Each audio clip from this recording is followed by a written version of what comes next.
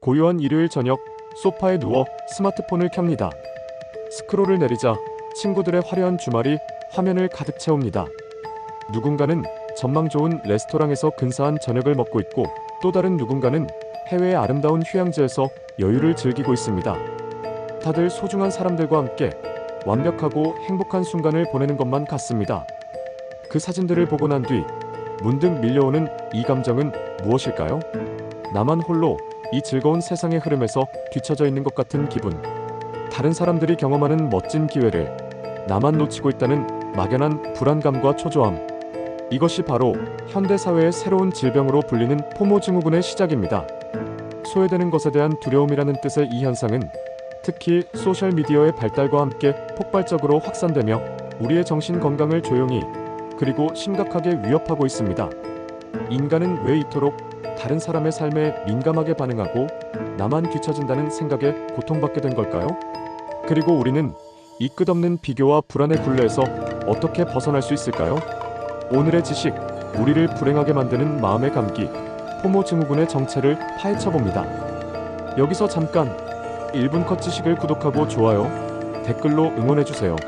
새로운 지식에 대한 요청이나 잘못된 내용에 대한 제보는 언제나 환영합니다. 포모라는 용어를 세상에 처음 알린 인물은 미국의 작가이자 벤처 투자자인 패트릭 맥기니스입니다. 그는 2004년 하버드 비즈니스 스쿨의 잡지에 기고한 글에서 수많은 기회와 선택지 앞에서 무엇 하나 놓치고 싶지 않아 안절부절 못하는 현대인의 심리를 포착하고 이를 포모라고 명명했습니다. 하지만 이 현상을 본격적인 학문 연구의 대상으로 끌어올린 것은 옥스퍼드 대학의 심리학자 앤드루 푸시빌스키 박사입니다. 그는 2013년 발표한 연구를 통해 포모가 단순히 유행어가 아니라 인간의 근본적인 심리적 욕구와 깊이 관련되어 있음을 과학적으로 증명했습니다. 푸시빌스키 박사에 따르면 모든 인간에게는 다른 사람들과 관계를 맺고 소속감을 느끼고 싶어하는 관계성의 욕구가 있습니다. 이는 인류의 오랜 진화 과정에서 생존을 위해 반드시 필요했던 본능입니다. 과거 우리에서 소외되거나 중요한 정보를 놓치는 것은 곧 생존의 위협과 직결되었기 때문입니다.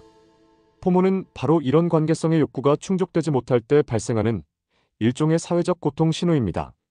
나는 다른 사람들이 누리는 즐겁고 가치 있는 경험의 장에 함께하지 못하고 있다는 생각이 마치 무리에서 버려진 듯한 원시적인 불안감을 자극하는 것입니다. 이 오래된 본능에 기름을 부은 것이 바로 소셜미디어입니다.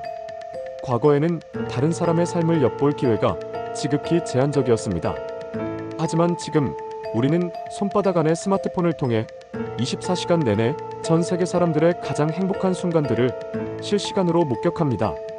문제는 소셜미디어 속의 삶이 대부분 가장 성공적이고 가장 아름답고 가장 즐거운 순간들만 모아 세심하게 편집된 결과물이라는 점입니다.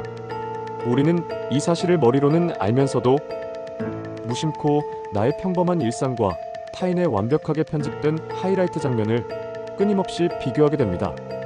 이러한 비현실적인 비교는 나의 삶에 대한 만족도를 떨어뜨리고 나만 뒤처져 있다는 포모 감정을 극대화하는 최적의 환경을 제공합니다.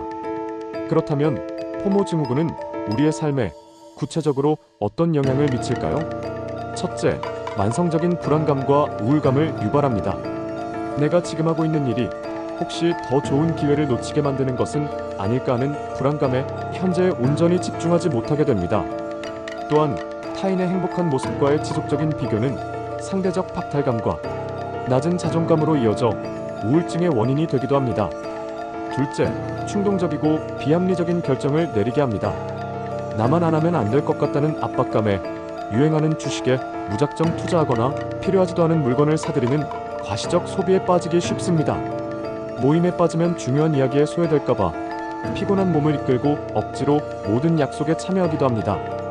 셋째, 디지털 중독을 심화시킵니다. 새로운 소식이나 친구의 업데이트를 놓칠까봐 1분 1초도 스마트폰에서 눈을 떼지 못하고 끊임없이 새로 고친 버튼을 누르게 됩니다. 이는 수면 부족과 집중력 저하로 이어져 일상생활 전체를 무너뜨리는 악순환을 만듭니다. 결국 포모는 더 많은 것을 놓치지 않으려는 두려움 때문에 역설적으로 지금 여기에 가장 소중한 순간들을 모두 놓치게 만드는 삶의 만족도를 갉아먹는 심리적 바이러스인 셈입니다. 그렇다면 우리는 이 끝없는 불안의 굴레에서 어떻게 벗어날 수 있을까요? 전문가들은 포모를 극복하는 핵심이 외부로 향해 있던 관심의 방향을 다시 나 자신의 내면으로 되돌리는 데 있다고 조언합니다. 가장 먼저 필요한 것은 디지털 디톡스를 통해 비교의 원천과 의식적으로 거리를 두는 것입니다. 잠자리에 들기 전 1시간 혹은 주말의 특정 시간만큼은 스마트폰을 멀리하고 소셜미디어 알림을 꺼두는 것만으로도 불필요한 정보의 홍수에서 벗어나 마음의 평온을 되찾는 데 큰 도움이 됩니다. 두 번째는 감사일기를 쓰는 것입니다. 포모가 나에게 없는 것에 집중하게 만든다면 감사일기는 반대로 내가 이미 가지고 있는 것에 주목하게 만듭니다. 오늘 하루 나를 미소 짓게 했던 작은 일들, 내가 누리고 있는 소소한 행복들을 기록하다 보면 타인과의 비교가 아닌 나 자신의 삶에 대한 긍정성을 회복할 수 있습니다. 마지막으로 포모의 반대 개념인 조모의 즐거움을 발견하는 것입니다.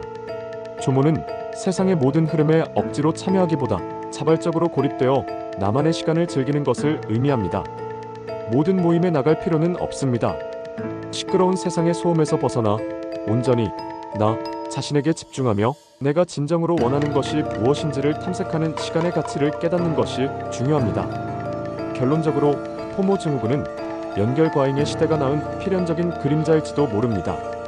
하지만 우리는 그 그림자에 잠식될 필요가 없습니다. 중요한 것은 타인의 삶이 아닌 나 자신의 삶의 속도를 존중하는 것입니다. 소셜미디어 속에 반짝이는 순간들은 그 사람의 인생 전체가 아닌 단지 한 페이지에 불과하다는 사실을 기억해야 합니다.